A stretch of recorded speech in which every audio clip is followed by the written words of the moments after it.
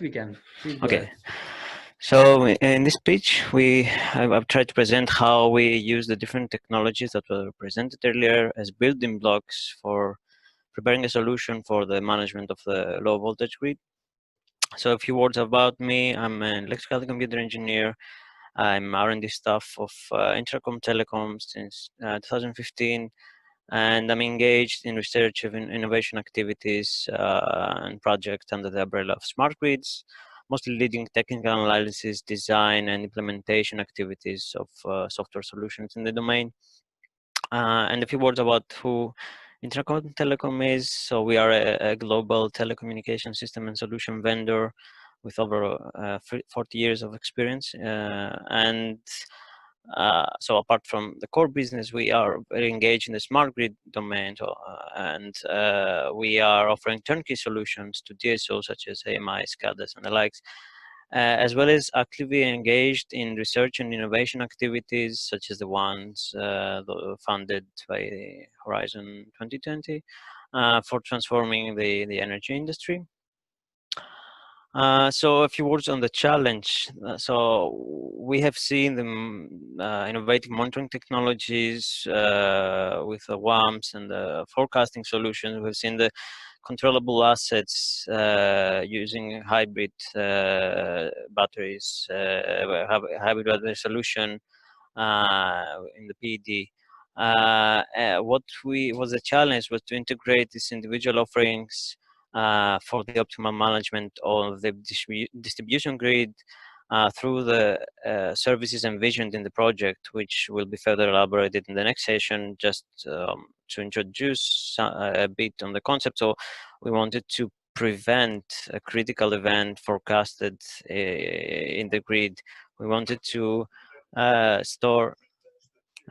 utilize the PED for loss reduction in the grid and fault detection, as well as handling difficult situations such as islanding of the grid.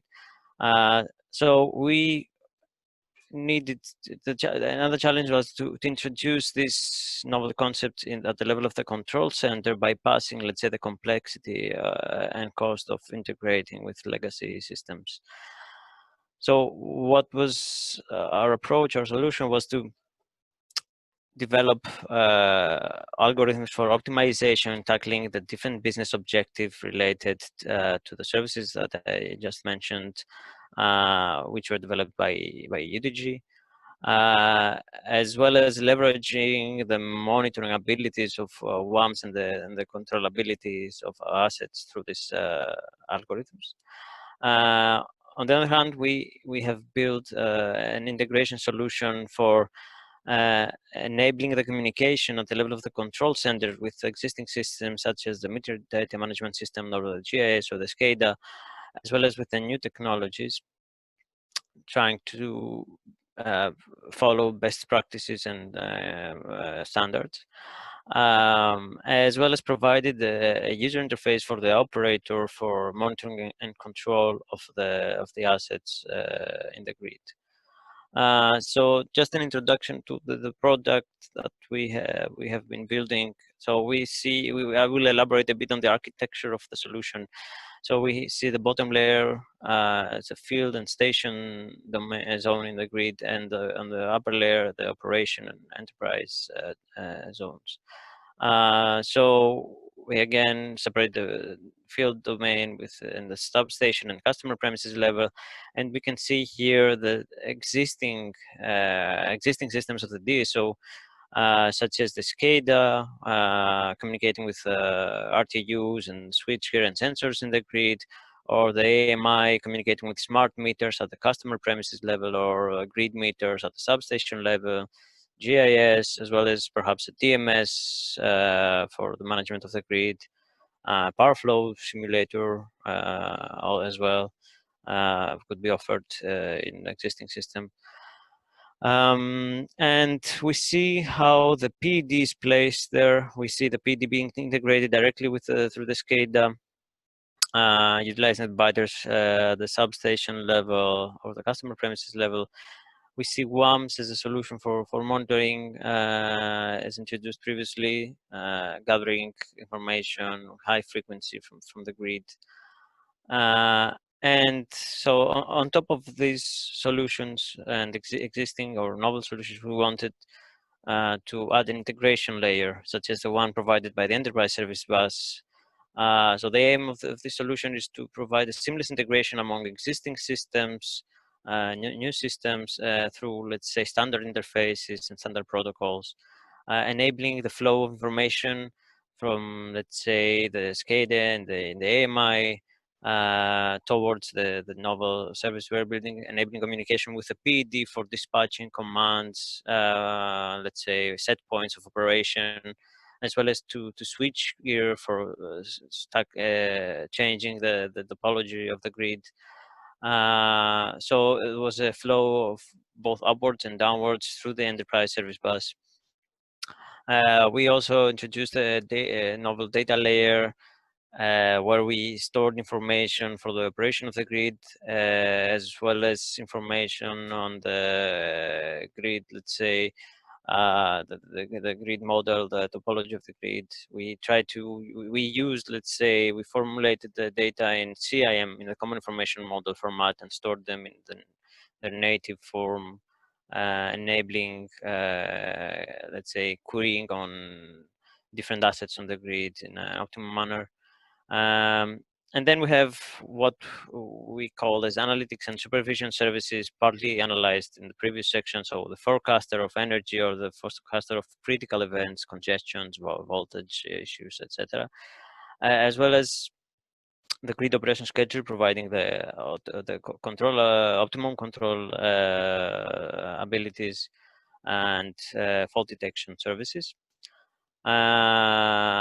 So we provided integration layer for these novel services, and finally we have an offering for the end user, the operator, through these operation applications, a critical event prevention application, loss reduction application, island power management, island operation management application, and self-healing application, to manage, let's say, to monitor the status of the grid, to visualize, let's say, events in the grid, as well as, let's say, the accept or monitor, let's say, the control commands that were sent downwards to the controllable assets. Finally, we have external data providers such as weather services that are being integrated again through this layer. So how we envision this happening, this utilization of the novel services? We have three pillars. So we need to install the resolve infrastructure, the PMUs, the gateways, and the WAMs, and the PD. We have to install the software solutions such as DSB and the likes, and we can plug in the systems, the existing systems of the DSO. So in that sense, we can automate and or manually detect events in the grid. We can view the grid events and receive or review or accept mitigation actions, as well as, the most important, evaluate their impact. So what is our competitive advantage? So we are driven by interoperability. We have used domain standards such as SGAM and the Common Information Model for facilitated integration with the control center. We are a cybersecurity solution, as nicely presented previously by Heribert, analyzing the risks and the threats for the system and taking mitigation actions. We are extensible. We can provide third-party integration for analytic services and the likes. And the solution we are offering the management of flexible assets in the grid. For the active management of the grid is state of the art. It's something that's novel for the distribution grid. So what are the next steps? We aim to find new, let's say, experiences in other DSOs, tackling the needs of different, let's say, grids or aspects from the DSOs. But first of all, we need to evolve. We need to, I mean, during this past 3 years, we have been, where the project is running, we have been monitoring the developments in the network codes, in the markets, and as well as the internal requirements from that evolved through the life cycle of the project. And we will focus on introducing, let's say, the concept of flexibility market versus direct controllability of assets by the DSO.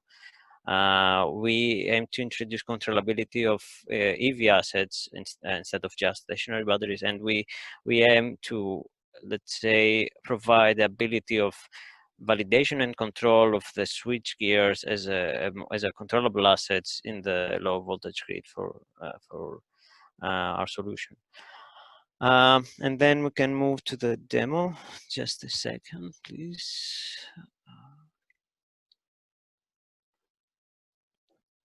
So as Isidoros is planning to launch the demo, please also answer the poll that will be coming just after the presentation. Okay.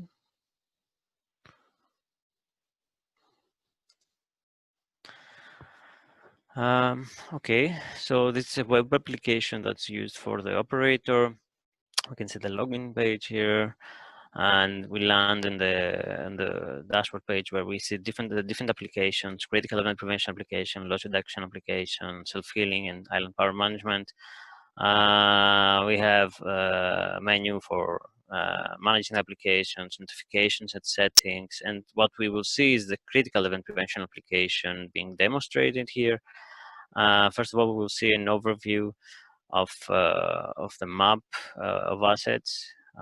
So we have the pilot location here, presenting the different assets, lines, and let's say substations, the PD far to the right, and we can see the different events in the grid as these pins, green, yellow, or red. So here we zoom in and check the information that can be presented, the asset information, whether it's the boxes of the consumer, the lines, characteristics, nominal values, and the likes. We introduced the concept of a node similar to CIM model here for the modeling. Of course, we utilize different layers in the map. You can show, hide all different assets in the grid, even the lines and the nodes. And of course, you can visualize the events. So through the scroll bar, you can see the next 2 days, what events are happening in the grid. And you can see by scrolling, you can see different location being alerts showing up in different locations. You can even simulate what will happen in the next 2 days by this play button and see different alerts being created. Critical events, so it's other over voltages or congestions, under voltages. You can show, hide these events, of course. And on the bottom, we can show or hide the event list. So we have a flat representation of the events, providing location, what elements are affected, the magnitude or severity of the event. You can also see the schedule that was dispatched on the top for the battery. So this is the state of charge of the battery throughout the next day. And you can see the status of the 3 switches located in this area of the grid. You can also see on the left a short overview of upcoming events and severity of each event and the likes. And finally, you can see for specific, let's say, assets in the grid, what would be the profile before and after dispatching the event. So you can see here for this node, the voltage before the event had some peaks, downs or ups, whereas after dispatching the schedule, the battery, we have, let's say, a flattened line, flattened profile of the voltage. So more or less, this is it from my side. Hope you enjoyed the presentation, and let me know if you have any questions. Thank you, Isidoros. Very interesting indeed, the whole presentation. I would now have launched the poll as well. So those who are listening, please answer the poll that you're seeing on the screen. Is it not clear now? Yeah. Okay. Yeah. Okay. That's good. And maybe now I will just quickly go to Santi. If you have any questions for Isidoros on this very presentation. Hi, Isidoros. Nice to meet you.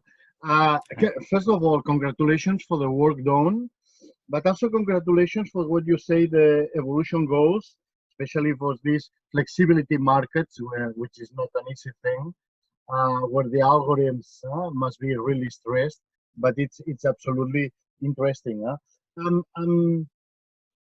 Interoperability also, it's easy to say, but almost impossible to succeed with the interoperability. So I would like to know at what extent you had issues with the interoperability, or in which kind of devices, let's say, are less standard, or if also good news, maybe everything was very easy, huh? Okay, I will give a short version of this answer. I would just say that we try to follow the standards, and the standard, the de facto standard in this case, in the smart grid domain, is the common information model, a series of standards actually. So we mainly focused on the level of the control center, so we cannot speak about devices rather than systems. Even so, the CIM is quite a vast standard, and it was hard to find, let's say, what would be the main items that we will need to follow to achieve, let's say, what you mentioned as interoperability. So, for instance, for the modeling of the grid assets and the connectivity and the likes, we actually followed the profile of the European TSO, the association, the CGMES. We actually extended it a bit to host the PD model and the battery.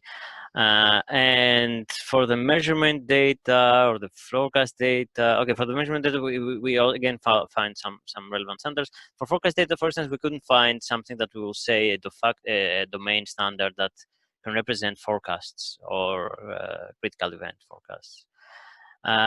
So yes, interoperability is easy to say that you are aiming to achieve interoperability, but it's hard to achieve, because even if you search in the existing standards, you might not find what you're looking for. You might not find an information model for what you aim to exchange at among the systems you're building. Yeah, and I totally see your point there, Isidoros. It's not a simple job, but maybe on the business side of it, maybe Monse, you have any questions regarding the presentation? Hi, so congratulations for the presentation. For me, this was awesome because it seemed like the presentation that puts together all the different pieces that we have been talking about. And specifically when you talk about I think you call it operational applications, so the applications that actually solve the problems of the DSOs in this case. I think this is key, and it was, I mean, for me, it was very clear, and I just wanted to say congratulations. Thank you. So